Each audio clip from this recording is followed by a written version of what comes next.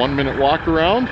The LS MT357, 57 horsepower, front wheel assist, industrial tires, category 2 3-point hitch, rear controls, operate, 2 sets of rear hydraulics,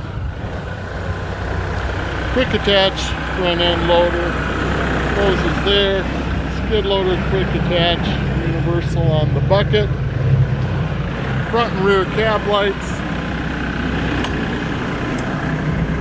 selectable PTO speed, suspension seat, hydraulic and 3-point controls, joystick for the loader, 3-range hydrostatic transmission, parking brake lever, forward and reverse. This is the S Hydro, which means it's much easier to press the pedals.